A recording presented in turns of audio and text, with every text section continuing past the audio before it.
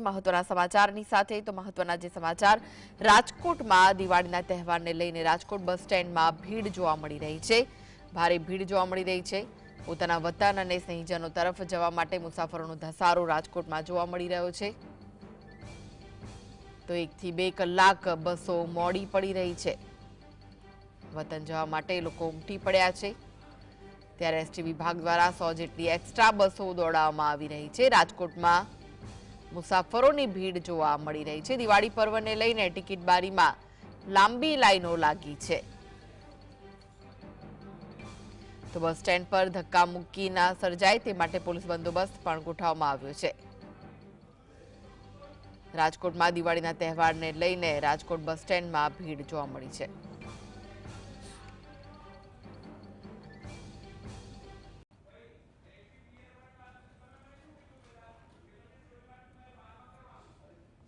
તો આ વિશે વધુ માહિતી માટે જોડાઈ ગયા છે રાજકોટથી સંવાદદાતા લકીરાજસિંહ। લકીરાજ, દિવાળીના તહેવારો શરૂ થઈ ચૂક્યા છે, લોકો પોતાના વતન તરફ જતા હોય છે, ત્યારે બસ સ્ટોપ પર મુસાફરોની ભીડ જામી છે, શું વિગત છે?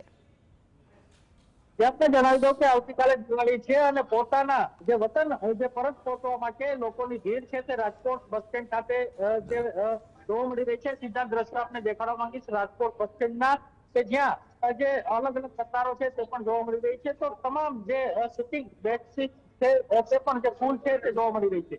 રાજકોટ થી સૌરાષ્ટ્ર તેમજ જે અલગ અલગ રાજ્યના અલગ અલગ વિસ્તારોમાંથી જે લોકો છે તે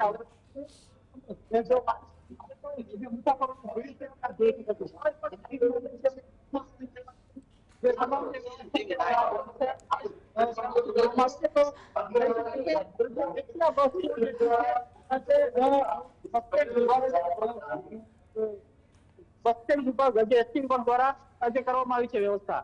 આપણી સાથે અહીં કેટલાક લોકો છે। શું નામ તમારું? ક્યાંથી આવો છો? આણંદ જવાનું છે। આણંદ અત્યારે મોરબી જવાનું એટલે આવ્યા છો? બાર ગામ જાવ છો? બરોબર છે। દિવાળી ઉજવવામાં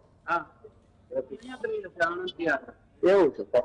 કેટલાક લોકો છે આણંદ સહિત અલગ અલગ વિસ્તારોમાંથી આવતા જોવા મળે છે। તો બીજી તરફ આજે ભીડ છે હું આપને દેખાડવા માંગીશ। તમામ જે બસો છે તે જે છલકાયેલી લોકોના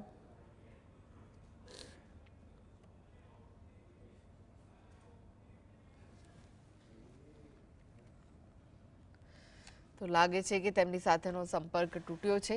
રાજકોટના દ્રશ્યો જોઈ રહ્યા છો, બસ સ્ટોપના દ્રશ્યો છે, જ્યાં મુસાફરોની ભીડ જોવા મળી રહી છે, કારણ કે દિવાળીનો તહેવાર શરૂ થઈ ચૂક્યો છે અને જે લોકો રાજકોટમાં છે તેઓ પોતાના વતન તરફ જઈ રહ્યા છે। ફરી એકવાર જોડાઈ ગયા છે સંવાદદાતા લકીરાજસિંહ। લકીરાજ, જે ભીડ જામી છે મુસાફરોની, તેને પહોંચી વળવા માટે કેવી વ્યવસ્થા કરવામાં આવી છે? તમામ જે વ્યવસ્થા છે તે કરવામાં આવી છે। આપને જે અહીંના જે દ્રશ્યો છે તે દેખાડવા માંગીશ કે જે સ્ટીલ બેઠક છે તે પણ લગાડવામાં આવી છે। તો જે બસ સ્ટેન્ડની પાછળ છે ત્યાં પણ જે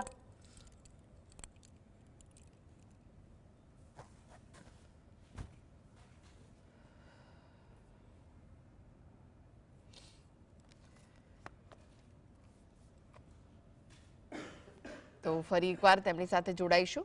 આભાર સમગ્ર માહિતી આપવા માટે લકીરાજ।